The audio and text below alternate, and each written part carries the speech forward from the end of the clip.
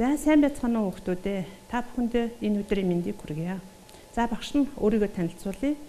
Нийслэлийн лаборатори 28 дугаар сургуулийн Монгол хэл уран зохиолын багш Нинж багш байна. За та бүхэндээ өнөөдөр уран зохиолын хичээлээр дахин уулзч байгаадаа баяртай байна. За ингээд багш нь хичээлийнхаа сэдвийг танилцуулъя. За өнөөдрийн хичээлийн сэдв маань дээд аваа нэмийн зохиол зүрх цагаан өгүүллийн сэдв гол санааг тодорхойлох гэсэн энэ хичээлийг та бүхэнтэйгээ хамтран явуулах гэж байна. За тэгэхээр бид нэр өмнөх хичээлээр энэ зүрх цагаан өгүүллийг уншаад дүрийн үг үйлдэлээр тодорхойлсон байгаа дүрээ. За тэгэхээр өнөөдөр бол бид нэр зүрх цагаан өгүүллэг дээрээ тулгуурлаад өгүүллийн сэдв гол санааг тодорхойлох гэсэн энэ хичээлийг хамтран явуулах гэж байна. За тэгэхээр багш нь гэрийн даалгавраа эхлээд цөмөрө хамтран ярилцъя. За гэрийн даалгаварт орохын өмнө хүүхдүүдэд хичээлээ бэлдээрээ өнөөдрийн хичээлд хэрэглэгдэх зүйл маань 6 дугаар ангийн сурхачиг байгаа. Сурхачиг, уран зохиолынхаа дэвтрийг нэ, за мөн үзэг харамдаагаа бэлдсэн байх ёстой. За тэгэхээр уран зохиолын номны 55 дугаар тал дээр даваа нэмийн зохиол зүрх цагаан гэдэг өгүүлэлэг байгаа. За ингээд хичээлээ бэлдээд дэвтрээ нээгээд зинхэрдлэгстэй ойртон суугаарай. За гэрийн даалгаварт багш нь 2 даалгавар өгсөн. Нэгдүгээрт нь зохиолоо дахиж бүрэн ихээр нэг удаа уншина.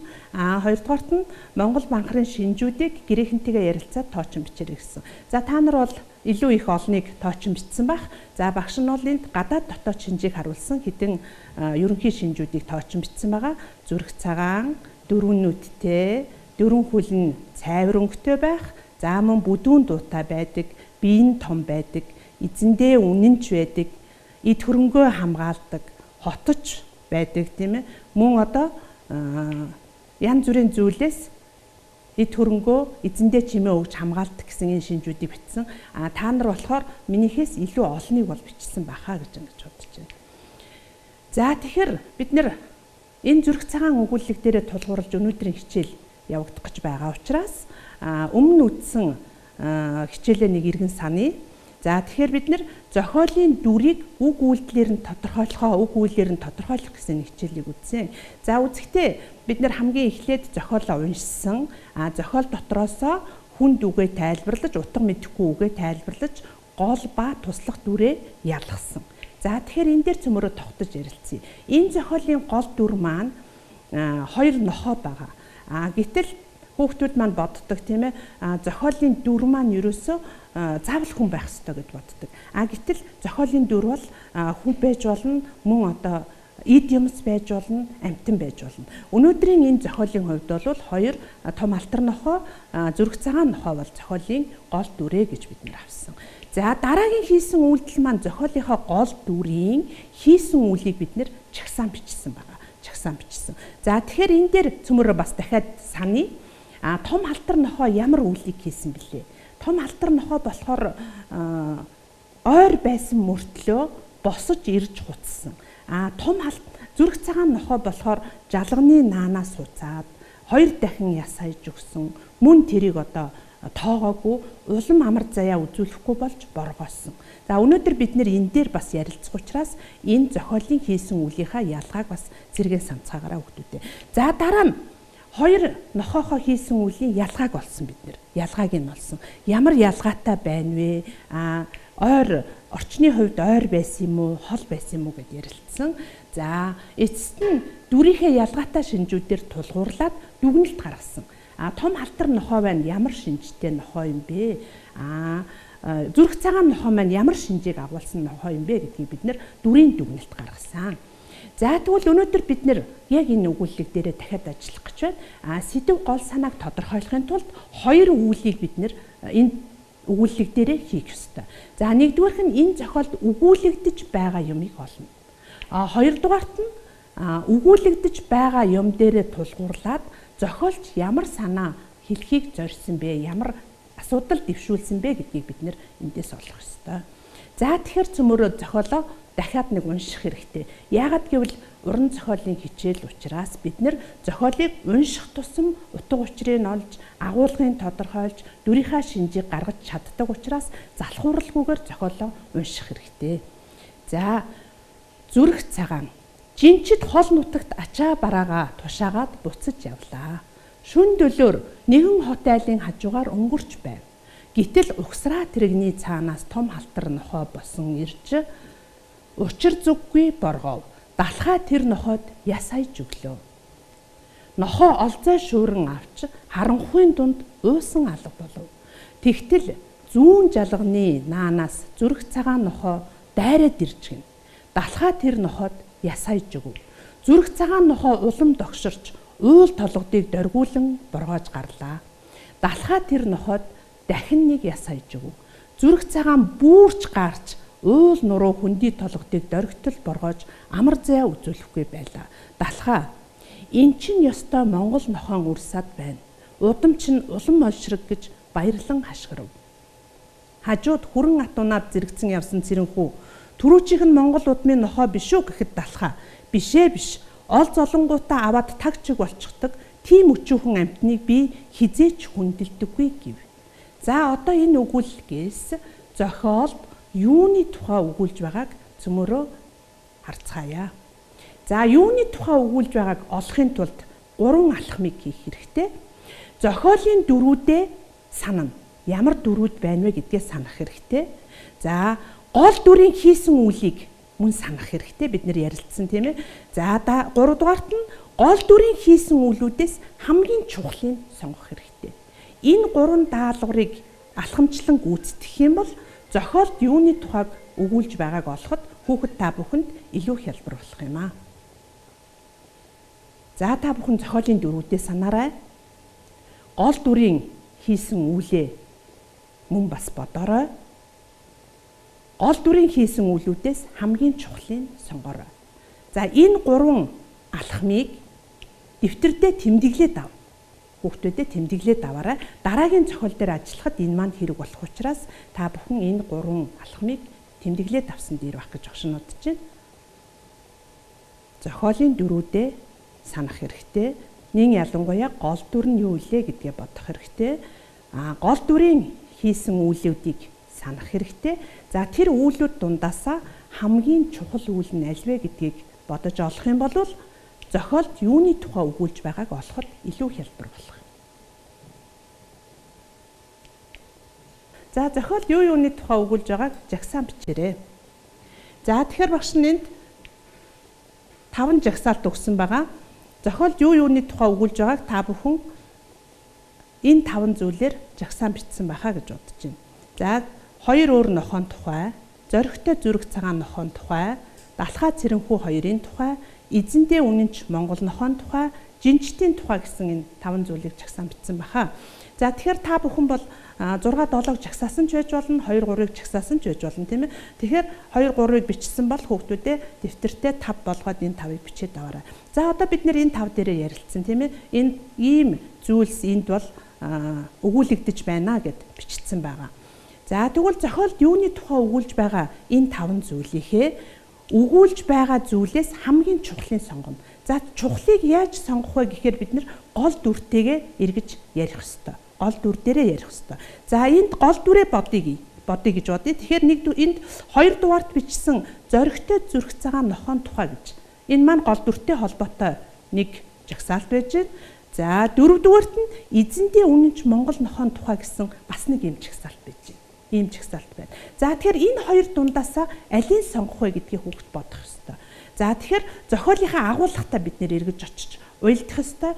Эсвэл гол дүрийнхээ хийсэн үйлдэл очиж бид нэр уйлдах ёстой. За тэгэхээр хийсэн үйлээ бодоод зохиолын агуулгыг бодохоор зөвхөн зүрхэн туш газраа цагаан үстэй нохойн тухай бид нэр яриаггүй тийм ээ. Зохиолын гол агуулга маань олон дахин боргоосон яс өгөөд байхад дахин хуцаж амар заяа үзүүлэхгүй болно гэдэг маань хамгаалж байгаа эд хөрөнгөө хамгаалах мөн одоо эзэндээ ямарваа нэгэн аюул учрахад тэрийг бол эзнийгээ гарч иртэл одоо хуцаж боргоож чимээ өгч байгаа нь эзэндээ үнэнч байгаа Монгол нохойн тухай өгүүлж байгаа учраас энэ 5 жагсаалт дундаас хамгийн чухал зүйл маань эзэндээ үнэнч Монгол нохой юм байна гэдгийг эндээс бид нэр яг нь харж болох нэ. За тэгвэл зохиол юуны тухай өгүүлж байгааг бид нэр зохиолын сэдэв гэж үздэг. За тэгвэл энэ зохиолын сэдэв маань эзэндээ үнэнч Монгол нохойн тухай байна. За дэвтэрдээ бичээд аваарай хүүхдүүдээ. Зүрх цагаан өгүүлгийн сэдэв нь эзэндээ үнэн ч Монгол нохойн тухай юм аа. За бичээрэй. Зүрх цагаан өгүүлгийн сэдв нь эзэндээ үнэн ч Монгол нохойн тухай юм. За дараагийн даалгавартаа оръё. Зохиолч ямар санааг уншигчдад хэлхийг зорьсон бэ? Тэр санаа нь аль хэсэгт илэрч байна вэ? Яагаад гэж бодож байна вэ? За энэ асуултанд хариулахын тулд хүүхдүүд зохиолоо дахин нэг харах хэрэгтэй.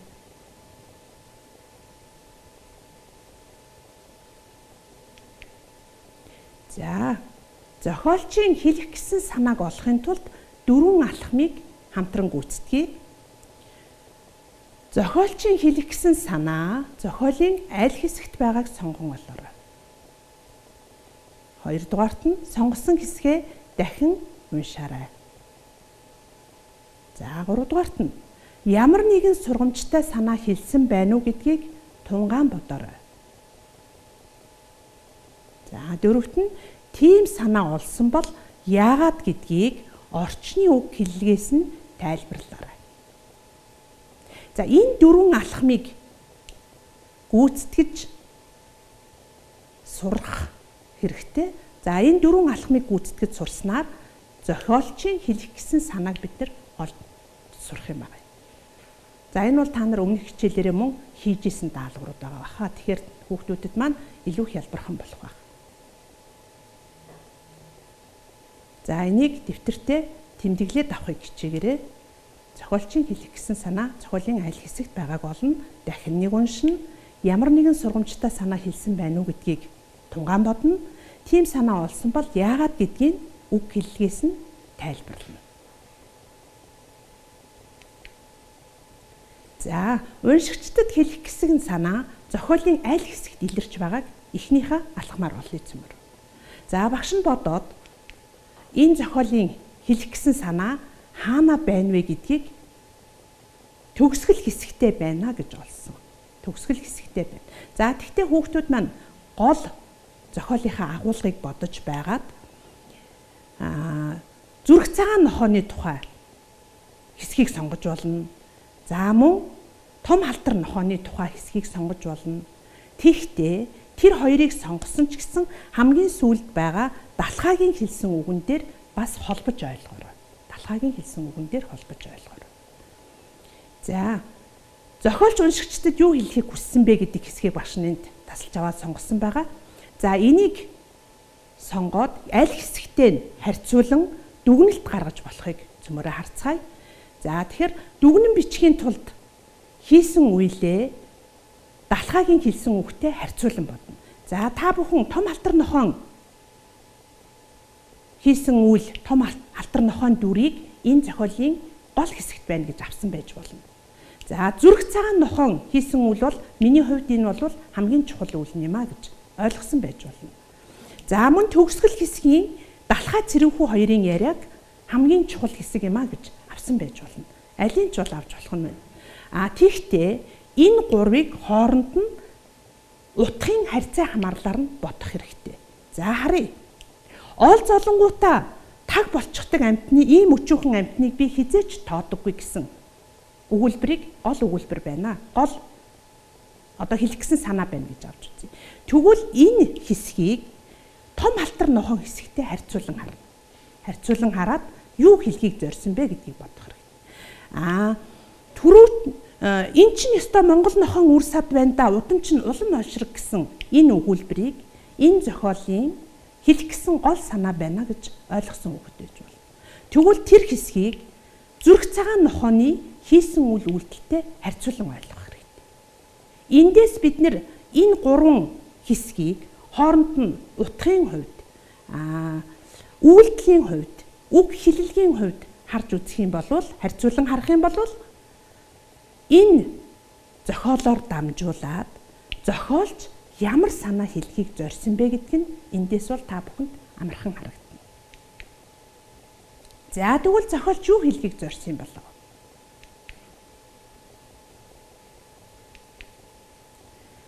Үнэн ч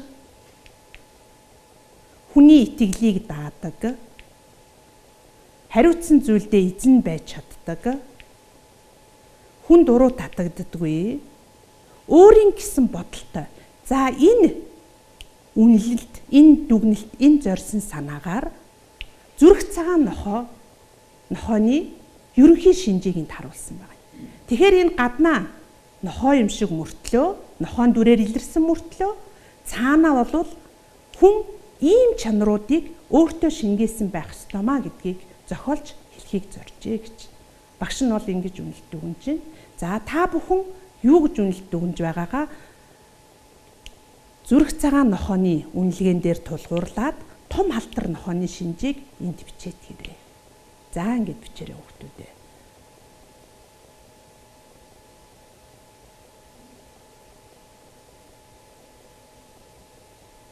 За энэ бол хоёр эсрэг дүр байгаа. Тийм учраас зүрх цагаан нохоон ерөнхий шинжинд бичигдсэн учраас том алтар нохоон шинжийг бичгэд бол илүү хялбар болж байгаа бах тийм ээ. Альва зүйлд хариуцлагагүй ханддаг, хуурамч зантай, муу үйл давтахтаа амархан, хариуцсан ажилдаа үнэнч байж чаддаггүй ийм шинж. За тэгэхээр эндээс юу хэлхийг зорж байна вэ? Зохиолч маань юу хэлхийг зорьсон бэ гэдгийг хүүхдүүдэд маань харагдаж байгаа. Том алтар нохоо бай зүрх цагаан нохооны дүрээр хүн ийм шинжүүдийг өөртөө шингээсэн байх хэрэгтэй. Аль болохоор энэ шинжүүдийг өөртөө шингээх хэрэгтэй. Муу зүйлд бол одоо битгий автаарай гэсэн энэ санааг энэ хоёр нохоон дүрээр эсрэгцүүлэн гаргаж өгсөн нь зохиолчийн хэлэх гэсэн зорьсон санаа болж чаджээ гэж багш нь бол үзэж байна. За хүүхдүүд та нар бичихтэй эдгээрээс нэг нь бичсэн байж болно тийм ээ. Хоёрыг нь бичсэн байж болно, гурвыг нь бичсэн байж болно. Заавал багшийнхтайгаа адилхан 4, 5, 6-г бол одоо сонгож бичих бол одоо яах нь албагүй. Тийм учраас та нар нэгийг нь бичээд тэрийгэ зохиолынхоо үг хэллэгээс оруулаад тайлбарлаж болно. За одоо зохиолынхаа сэдв гол санааг дүгнэн бичье. Бид нэр хичээлийн маань зорилго өнөөдөр бол зохиолын сэдв гол санааг бичих юм зорилготой байсан. Одоо сэдв гол санаагаа ерөнхийд нь нэгтгэн дүгнж бичиж ярилцъя. За зохиолын сэдв маань Даваанымгоо энэ зүрх цагаан гэдэг зохиолороо эзэндээ үнэнч Монгол нохоон тухай өгүүлсэн нь энэ зохиолын гол сэдв юм байна. За гол санаа нь зүрх цагаан нохоон дүрээр хүний үнэнч нөхөрлөл, итгэл даах сайхан чанар, дотоод сэтгэлийн нууршгүй хүч тэнхийг харуулсан нь зохиолын гол санаа болсон байна гэж багш нь бол ерөнхийд нь дүгнэлээ. За та нар бол зөвхөн үнэнч нөхөрлөлийн тухай бол одоо ярьсан байж болно тийм ээ. Зөвхөн үнэнч нөхөрлөлийн тухай ярьсан байд хэлсэн үнэнч нөхөрлөлийг харуулсан байна гэдгийг сонгож бичсэн байж болно. Тэгвэл та нар зохиолоосоо аль хэсэгт нь яг энэ үнэнч нөхөрлөлийг харуулсан байна вэ гэдгээ үг хэллэгээр нь яагаад гэдгийг баталж бичээрэй. За өнөөдрийнхээ хичээлийг цөмөрөө дүгнэн ярилцъя. Өнөөдрийн хичээлээр бол бид нэр энэ дөрвөөс зөвхөн 3-4 дүүрхийг ажиллалаа. Өмнөх хичээлээрээ 1-2 дугаар даалгаврыг бол гүйцэтгсэн. Тэгэхээр хүүхд та бүхэнтэй хамтран ажилласан 2 хичээлийн маань ерөнхий дүгнэлт эндээс гарч ирж байна. Зохиолыг уншаад гол ба туслах төрийг бид нэр ялгаж сурсан. Дөрүүдийн хийсэн үлийг жагсааж ялгааг олж дүгнэн бичсэн. Зохиолд өгүүлэгдэж байгаа зүйлийг олж чаддаг болсон. Тэндээсээ ажиллаад зохиолын сэдв гол санааг бол тодорхойлж сурлаа. За тэгвэл та нар өөрийгөө үнэлээд үзээрэй. Энэ 4 даалгаврыг бичиж байгаад ард нь тийм үгүй гэсэн хариултыг тавиад би энэ 2 хичээлээ хэрхэн сурч хэрхэн юм эзэмшсэн байна вэ гэдг дээр үнэлгээ өгөөрэй. За нэгдүгээрх нь зохиол уншаад гол ба туслах дүрийг ялгаж чадж байна уу? Дөрүүдийн хийсэн үлийг жагсаан ялгааг олж дүгнэн бичиж чадаж байна уу? Зохиолд өгүүлэгдэж байгаа зүйлээ олж чадах уу? Зохиолын сэдв гол санааг тодорхойлж чадаж байна уу? Энэ 4 даалгавар дээрээ тийм үгүй гэсэн хариултыг бичээд энэ 2 хичээлээ хэрхэн ойлгосноо өөрийгөө шалгаарай. За гэрийн даалгавраа өгье багш. За та нар бол гэртээ байх хугацаа бол нэлээд урт байгаа. Тийм учраас багш нь нэлээд урт өгүүлэлгийг бол сонгож авлаа. За 6 дугаар ангийн сургачгийн 55 дугаар тал дээр байгаа жишээл одоо дамбын зохиол шаргачин гэдэг өгүүлэлэг байгаа. Энэ өгүүллэг дээр хоёр даалгаврыг гүйцэтгэнэ. За нэгдүгээр даалгавар нь дүрийг үг ба хийсэн үйлээр нь тодорхойлоорой. За мөн зохиолын сэдв гол санааг тодорхойлж бичээд багштай үзүүлээрэй хичээл орохдоо. За баярлалаа хүүхдүүдээ, та бүхэнд амжилт хүсье.